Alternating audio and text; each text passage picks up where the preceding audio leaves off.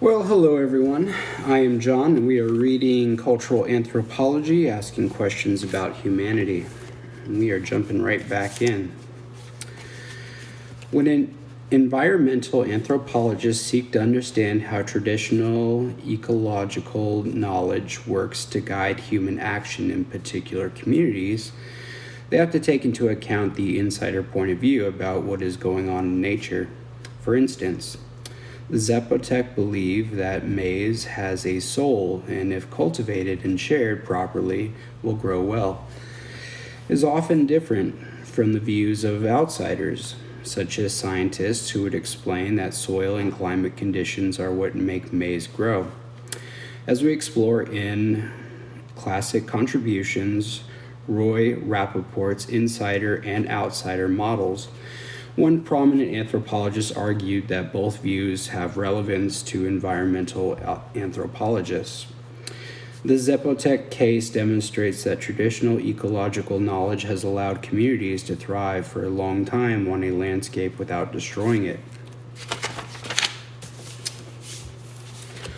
Unlike Western sciences, which claim to have universal tools for understanding nature, the Zapotec knowledge of nature is rooted in local cultural traditions and beliefs. It's also not viewed as a separate domain of specialized knowledge, but is integrated into people's daily lives, spiritual practices, and so on. The fact that such groups have not destroyed their environments, as many other societies have, has led some researchers to speculate that conservationist principles such as respect for local ecology and nature protection are embedded in traditional ecological knowledge, but do not Western people actively conserve nature? Do only industrialized Western societies conserve nature? The World Parks Congress, described at the beginning of this chapter, is one aspect of remarkable global phenomenon that began with the founding of the first national park at Yellowstone in 1872. Formal nature protection, as we know it, national parks, wilderness areas, etc., originated in the West, although it is spreading rapidly around the globe. Environmental anthropologists have studied these processes closely because they often generate social conflict in communities with different cultural perspectives on and histories within the natural world. In exploring whether or not non-Western societies have had similar intentions to conserve, it is necessary to overcome a powerful stereotype that a lot of Americans and Europeans hold about Native peoples, that they are, quote, natural environmentalists, always in tune with the natural world. In fact, environmental anthropologists have documented many examples of destructive indigenous relationships with nature. Examples include the Itzaj neighbors in Guatemala's Petén region, the Maya Culichi, whose cattle ranching economy is destroying the rainforests of the region.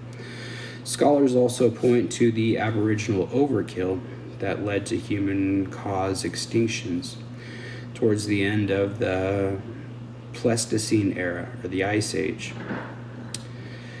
Stereotypes of Indians as natural environmentalists are romantic, and they often obscure the real conditions under which a group of people relate to nature. The key to answering this section's question is to consider first how indigenous societies have created landscapes that either deliberately or unintentionally have the effect of protecting natural ecosystems and wildlife, and second, the ways in which Western societies approach the same objective. Artifactual landscapes. Upon close examination, many landscapes that appear natural to Westerners, sometimes the very landscapes the Westerners want to conserve without people on them, are actually the result of indigenous involvement and manipulation. In other words, they are artifactual landscapes or products of human shaping.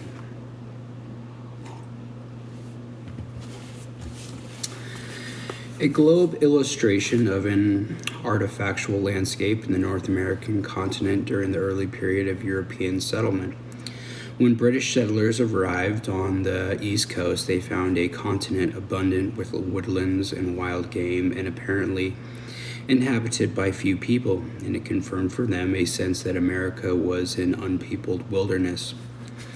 Most Europeans did not realize that this landscape had been created by indigenous resource management systems, which include regular burning of underbrush to keep shrubs and grasses down, as well as seasonal migration. The intention of these Indian groups was to create environments that were easy to move around and hunt in. Though to European eyes, they look like purely natural environments. Environmental anthropologists have documented numerous examples. Excuse me. Take that again. Environmental anthropologists have documented numerous examples of the creation of artifactual landscapes through human manipulation and management that actively and self-consciously support the conservation of specific plants and animals. For example, the Tohono O'odham of the Sonora Desert mentioned earlier protect rare plants from overharvesting near sacred sites, transplant individual cacti and tubers to more protected sites, and promote the fruiting of certain rare food plants by pruning them. The O'odham believe that humans are active participants in the desert ecosystem, and that certain animals, plants, and habitats will degenerate unless humans care for them. Another important example of an artificial landscape is the East African savannas of northern Tanzania and southern Kenya. The Maasai, who live there as pastoralists, have extensively modified their environment to support their cattle. They burn shrub brush to encourage the growth of nutritious pasture grass, and act that helps support wildlife biodiversity because these are the same nutritious pastures that the savanna's world-famous wildlife population of zebras, wild beasts, wildebeest, and other large animals also eat. But today, some of these fragile shrublands are in crisis because the Maasai pastoralists are undermining them with overgrazing. To understand why they are now overgrazed, we must look at the clash between Western and Maasai notions of managing and conserving nature. The culture of modern nature conservation. To prevent overgrazing and conserve resources for themselves, the wildlife populations, Maasai traditionally practice a form of pastoralism called transhumant pastoralism, in which they range over large territories of commonly held property on regular paths and cycles. During drought years, then pastures are most susceptible to overgrazing. The Maasai would traditionally bring cattle to swamp areas and permanent water holes. But during the 20th century, national parks and nature reserves were typically formed around these permanent wet areas, since a lot of wild animals congregate there too. Preventing Maasai access to them, park administrators and scientists did not understand the delicate balance between people and wildlife that was sustained by the constant movement of people, their herds, and the wild animals. The result is that the Maasai were forced to overgraze areas outside the park during drought periods, not to mention great resentment among the Maasai that has generated conflicts with the park officials. These park officials practice what anthropologist Don Brockington calls fortress conservation, an approach to conservation that assumes that people are threatening to nature, and that for nature to be pristine, the people who live there must be evicted. This approach to conservation is precisely what indigenous leaders were protesting at the World Parks Congress. One question for the anthropologist is, where does this culturally powerful idea that people and conservation of nature are incompatible originate? The philosophical divide in Western thought between nature and people is one influence.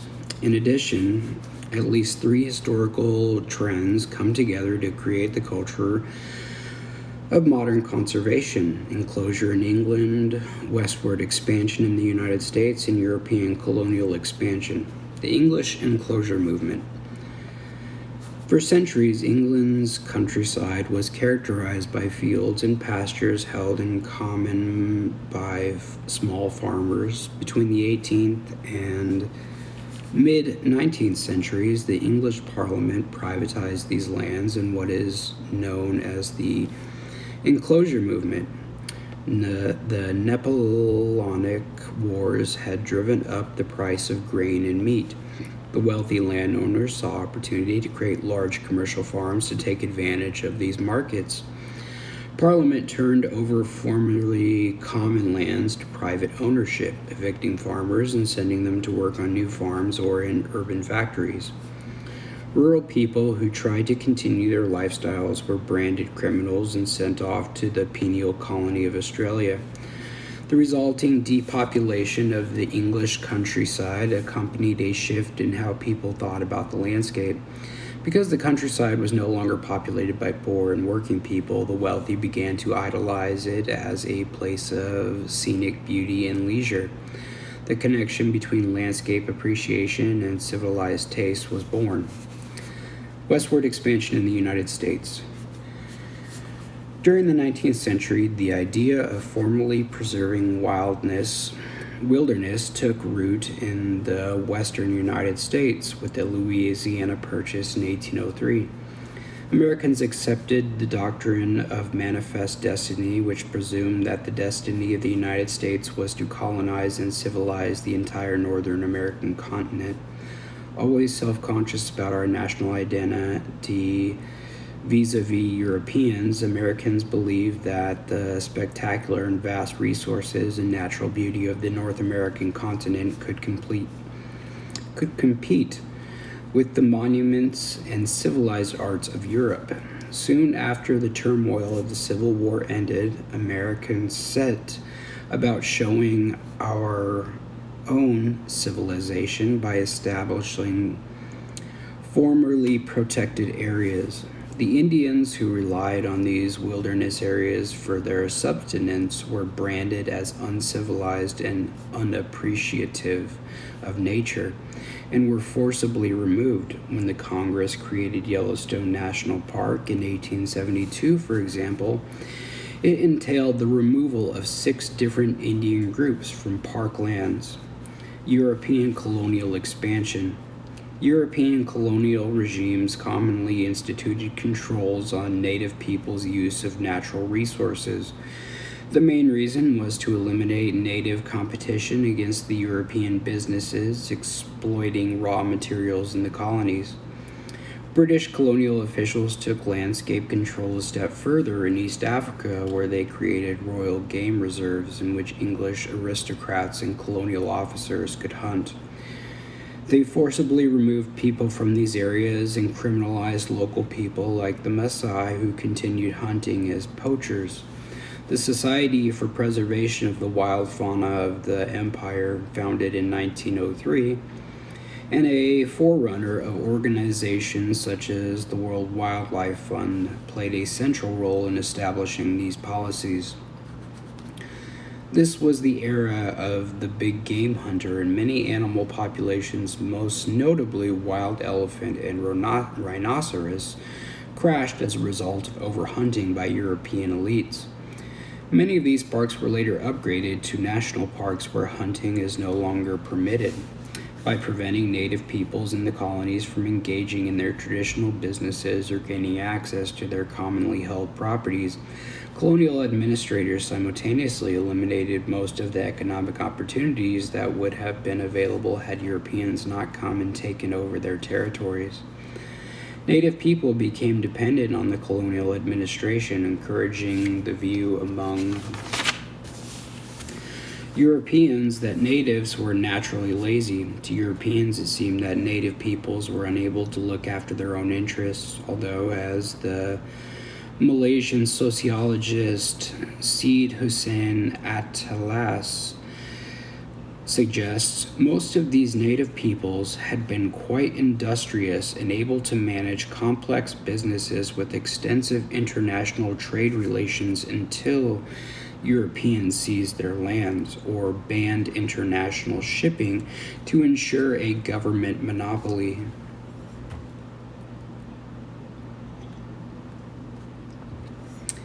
Once the native inhabitants of a colony were impoverished from losing control over the best lands and resources, colonizers took on a paternalistic attitude towards native peoples. This view came to be known as the white man's burden, the so-called duty of white men to look after the interests of the dark-skinned colonial subjects. In fact, however, had local people retained access to the lands and resources they had always made use of, they would not have been anyone's burden. Is collaborative conservation possible? Environmental anthropologists recognize that the displacement of local people for the purposes of conserving nature is a powerful cultural idea born of complex historical dynamics. But many also recognize that this approach has been tied closely to colonial power over local natural resources and has tended to ignore subtle histories of how artifactual landscapes are produced through active human involvement in a landscape in ways that can actually support wildlife biodiversity, such as the Maasai case. Some conservationists have begun to agree, and during the past several decades, there have been a number of experiments in co-management between international conservation groups and indigenous people.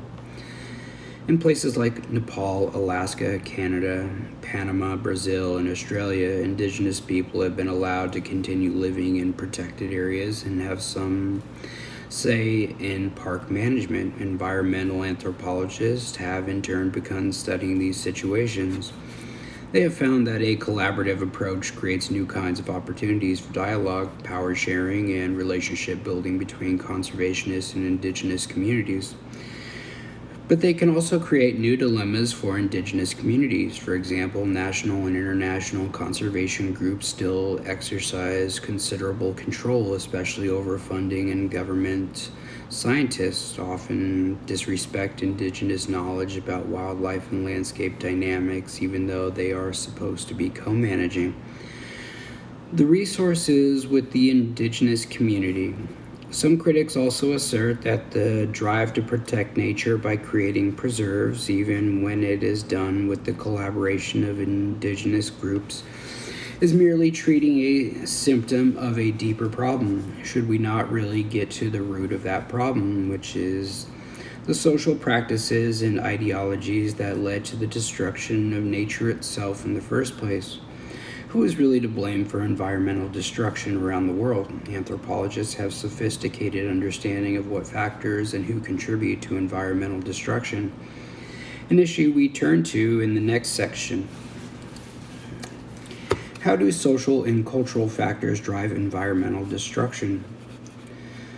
What are the root causes of environmental destruction? Greed and self-interest tend to rank high on that list. The same could be said for poor land management techniques, overpopulation, the old-fashioned ignorance.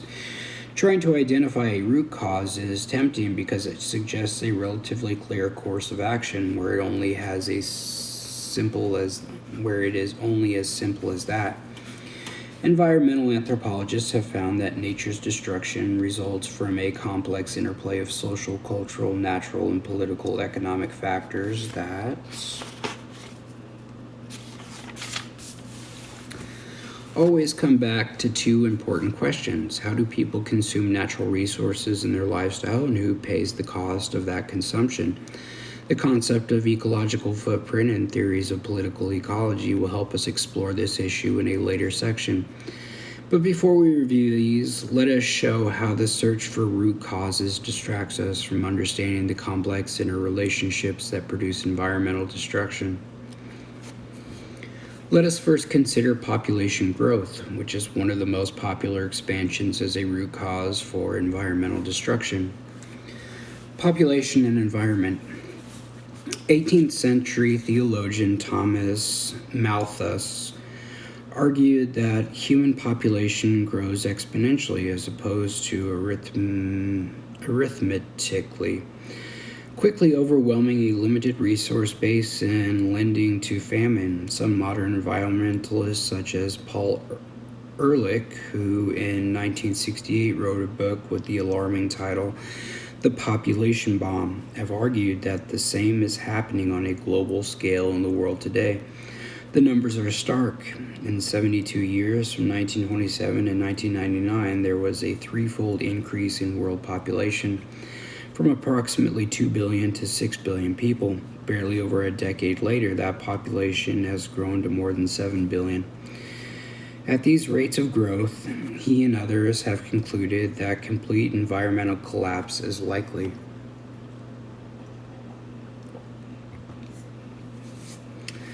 Excuse me. The problem seems self-evident. A small planet cannot indefinitely support a quick expanding global population. An ecological ruin awaits us if we do not deal with it. However, social scientists have yet to identify any confirmed cases of environmental and social collapse because of overpopulation or mass consumption.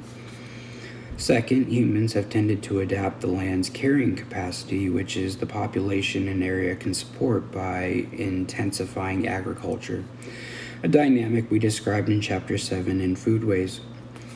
Sustainable social systems often respond by adopting new cultural practices to cope with rapid ecological deterioration. In other words, they are resilient, able to absorb change by changing social practices.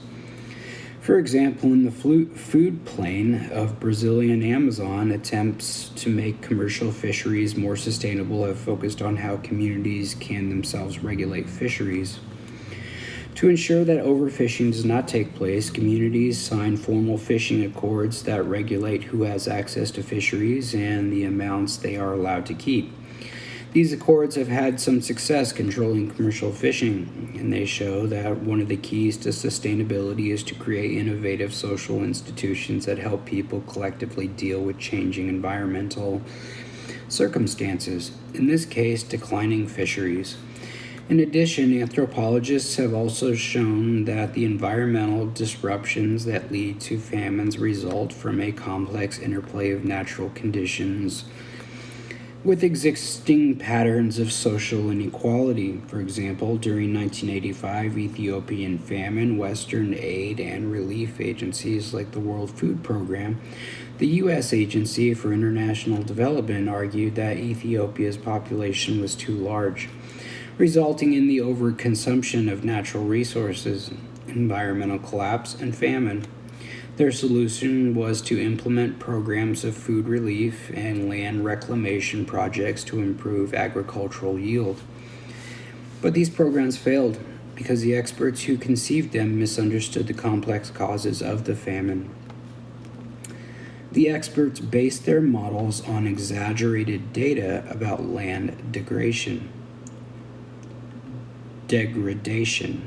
and ignored other data, particularly the disastrous effects of the country's civil war and socialist government, which disrupted food distribution channels. Legal barriers that led to insecure access to land also discouraged farmers from investing in traditional soil conservation measures.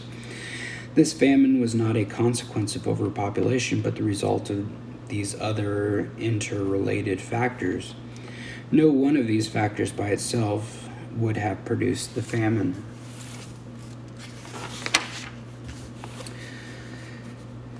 The point is that it is possible to isolate overpopulation as the cause of environmental collapse. To do so is a misleading of environmental degradation. In doing fieldwork, James Fairhead and Melissa Leach on Misreading the African Landscape, we examine how one pair of environmental anthropologists has challenged these misreadings using careful ethnographic and historical research methods.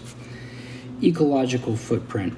Another problem with overpopulation as a sole expansion for environmental degradation is that it does not address the fact that different societies, as well as people within those societies, consume differing amounts of resources.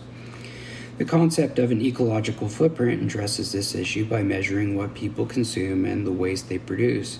It then calculates the amount of biologically productive land and water area needed to support them.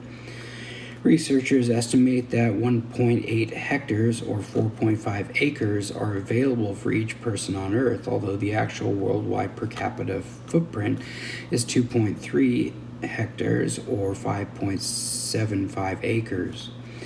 In isolation, these numbers do not tell us much, except perhaps that humanity as a whole is using more than the Earth's projected ecological capacity. But when we compare the consumption rates of different countries, an important pattern emerges. People in industrialized countries consume much more than people in non-industrialized countries. For example, the average American needs 8.4 hectares or 21 acres to support his or her lifestyle, while the average South Asian Indian requires 2 acres.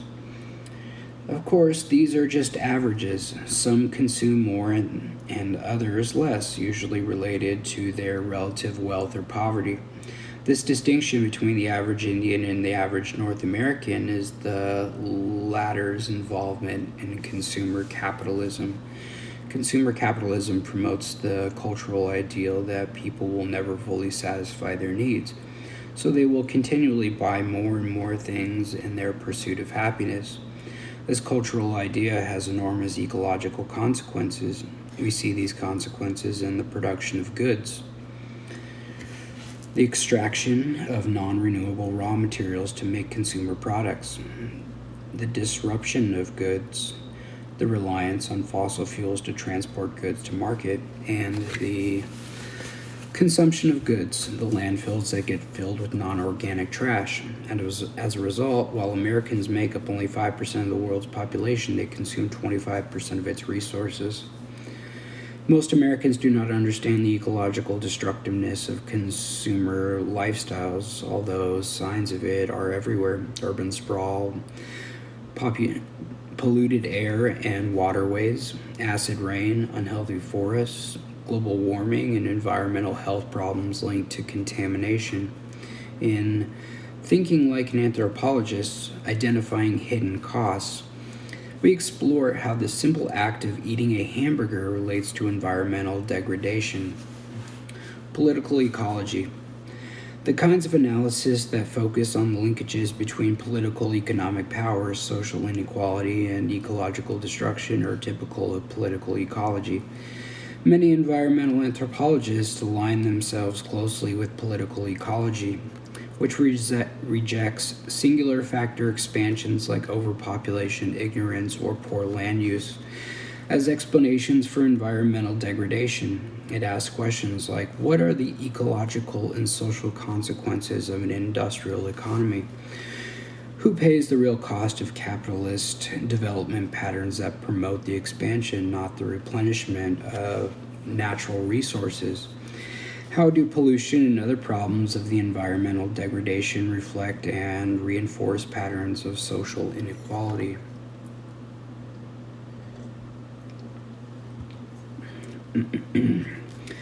Political ecology emphasizes the idea that capitalism undermines itself over the long term because it exploits the labor and natural resources upon which it relies to produce commodities. Social and economic inequality, the case of small Honduran farmers. Political ecologists also ask how and why people in desperate poverty exploit the few natural resources available to them. Often the answer has to do with their marginal position within unequal social and economic systems. Consider example the small farmers in southern Honduras, studied by the anthropologist Susan Stonich. Since the 1950s, large commercial cotton plantations and cattle ranches have encroached on small farmers, pushing them into less productive land on mountain slopes. As commercial farms have gotten larger, the size of small farms has declined, causing many farmers to give up and migrate to the cities. Those who remain on the farm have shifted from subsistence agriculture to growing cash crops for export. The intense pressure to produce high yields has led them to deforest hillsides and abandon soil conservation measures that take more work because they are on a steep land, both of which undermine the long-term fertility of their lands. Eventually, farmers find themselves in a spiral of declining environmental quality on their farms. The dynamics of the decline of smallholder and farmers are connected to political economic forces operating simultaneously at local, regional, and international levels. Political ecologists explain the environmental degradation as the result of the Honduran government's law encouraging concentration of land in few hands. To explain why the government creates policies favoring commercial agriculture expansion, they took to the lending policies of countries like the United States and agencies like the World Bank, both of which have pressured the Honduran government to promote the growth of melons and shrimp for export to pay international debts instead of encouraging food for local consumption. Social and economic inequality, why poor neighborhoods get the toxic waste dumps. Political ecologists have also observed the environmentally harmful activities fall disproportionately on lower income people and minority groups, especially African Americans, American Indians, and Latinos in the United States. These groups are less able to challenge the powerful economic and political interests behind environmentally harmful activities such as toxic waste dumps and polluting industries. This issue came to public attention in September of '82 when 400 protesters in Warren County, North Carolina, were arrested at the proposed site of a toxic waste landfill. At the time, Warren County was 84% African American and one of the poorest counties in the state. The leaders of the protests, some of them important civil rights leaders, argued that these facts, not the ecological sustainability of the site to store toxic waste, motivated the decision to build the waste dump in their county.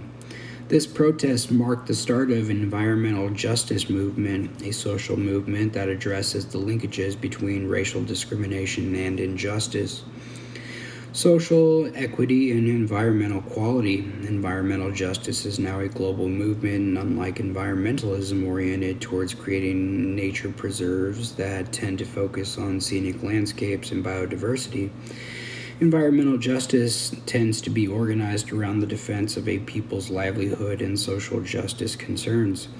A good international example of this kind of activism is Kenya's Green Belt movement, which has involved poor rural women since its founding in 1977.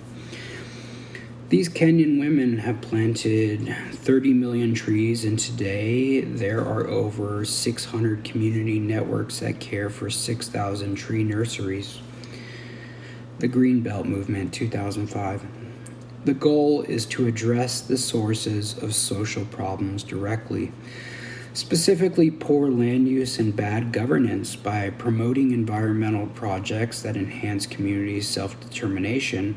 As one journalist has observed, the Greenbelt movement has arguably done more to stall the expansion of deserts and destruction of soils in Africa than its big brother internationally body down the road, the United Nations Environmental Program, with its grand but largely unsuccessful anti-desertification programs.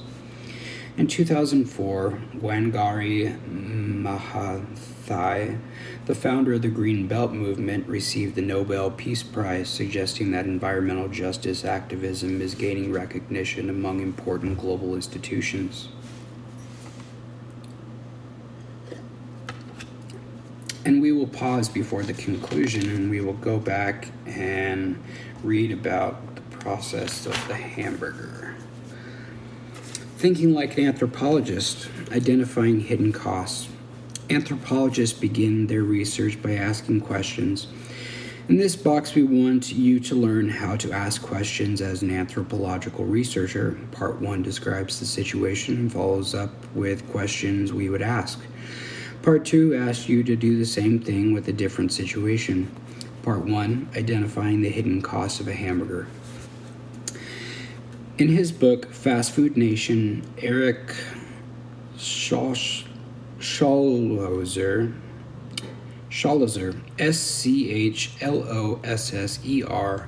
points out that the typical American eats 3 hamburgers and 4 orders of French fries every week.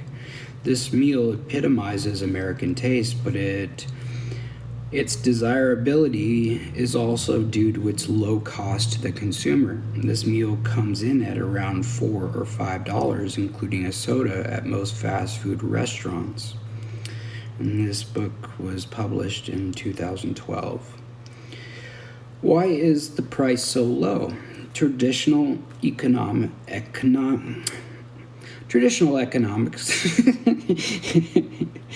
All right.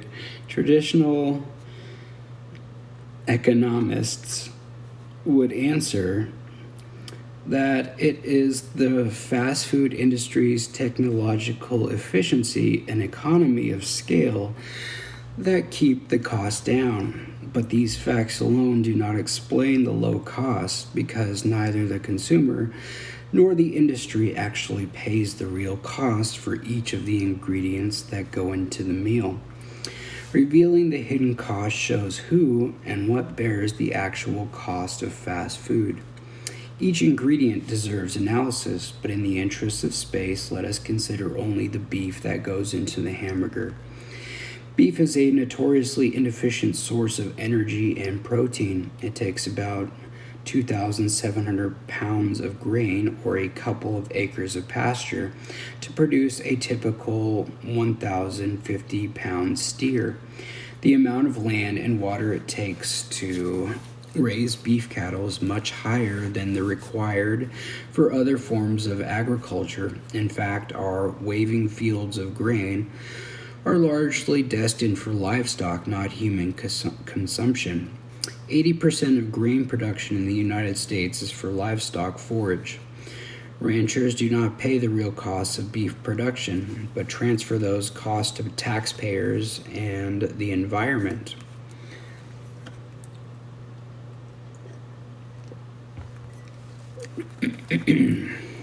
Because most grazing land lies in the arid west, a steer needs as many as 200 to 300 acres to support it.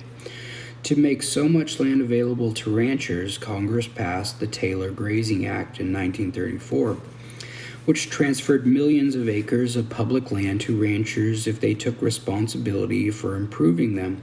These quote-unquote improvements are generally minor and self-interested, such as barbed wire fencers, so taxpayers assume the greater cost of predator control, drought relief, disease control, and the costly reservoir and irrigation projects required to support cattle in arid lands.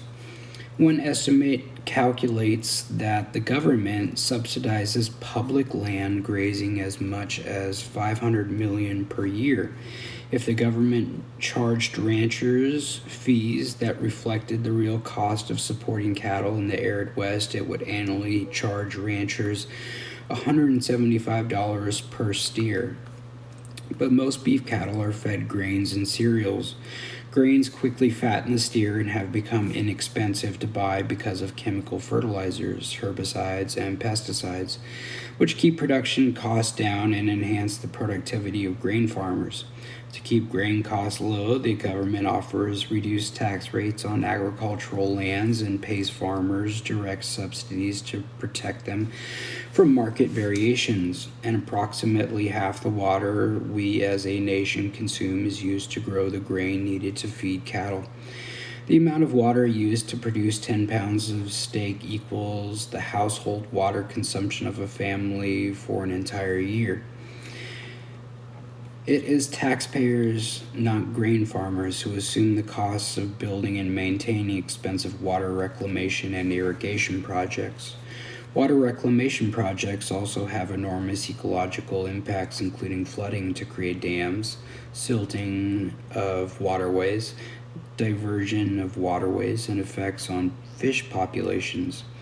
Use of so many chemical fertilizers, pesticides, and herbicides also carries high ecological costs, damaging soil and groundwater throughout grain-producing areas. Finally, beef has to travel over subsidized highways with subsidized gasoline from where it's produced to where it is eaten.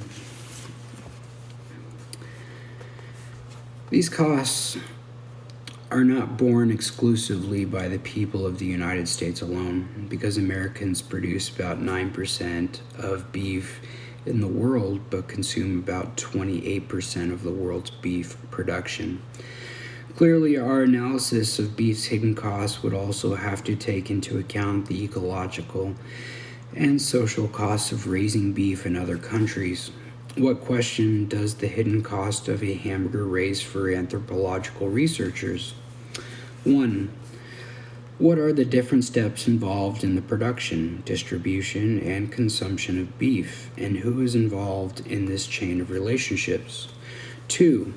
Who and what assumes the actual cost of production at each of these steps? 3. Why do some actors in this chain pay the cost more than others? And I'm having a lot of popping in my ear right now, which means that someone's taking this personally via Matrix. 4. Why are the ecological costs of producing beef not paid by agricultural producers? 5.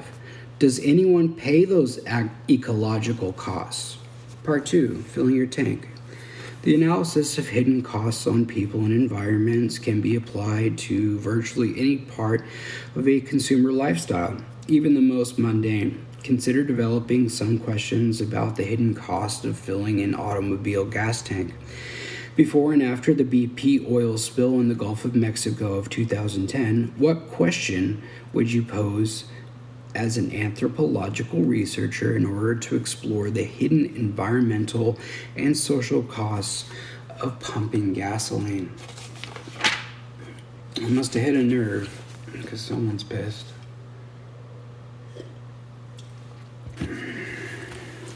Conclusion. Anthropologists agree that we must pay close attention to the social practices and structures that shape the way communities relate to their natural environments. When we do, we can see that non-industrialized people often have a deep understanding of their environments, and they routinely understand the behaviors of animals and plants as well as, if not better than, scientists from other regions. In such communities, the cultural landscape envisions nature differently than do people in the West, using metaphors that often express people's reciprocal ties to the land. If we want to understand why indigenous leaders showed up in Durban, South Africa at the World Parks Congress in protest, as related in the story that opens this chapter, it was at least partially because Westerners, with their cultural landscape of human nature separation, have not appreciated these facts. Instead, they have designed conservation programs that tend to expel indigenous peoples from landscapes that they may have lived on sustainably for many years, even living in ways that support the biodiversity of other species. As is the case of the Mahasai, Congress attendees apparently agreed, at least to some extent. In the consensus document published at the end of the Congress, quote, the Durban Accord, the participants accepted the necessity of a new paradigm for protected areas, although a decade later that new paradigm is still not yet worked out. This accord was widely viewed as a major victory for indigenous rights because it recognized that indigenous people conserve resources through their traditional practices, acknowledges that they have often suffered injustice because of protected areas, and urges commitment to involve indigenous peoples in managing protected areas. Environmental anthropologists also agree that careful use of natural resources is the basis of a sustainable society. As a result, it is important to look critically at the current cause of the world's ecological crisis, which many prominent scholars and leaders claim is caused by recent, unchecked population growth. However, the cause of today's global ecological crisis, as was the case in the past ecological crises, cannot be reduced to any singular cause. We have to consider factors like elite mismanagement of resources, government policy choices, inflexible responses to change, and consumption patterns that extract key resources and create waste. We also have to consider who pays the cost of these patterns and realize that questions of unequal access to resources and social patterns of injustice are often at the heart of the world's key ecological crises. And it is a beautiful day out. The sun is out, and that's a good place to stop. And we will start chapter 9 next time. Thanks for bearing with me, and God, if you're listening, let me get my soul back, buddy. No more ear popping. See you next time.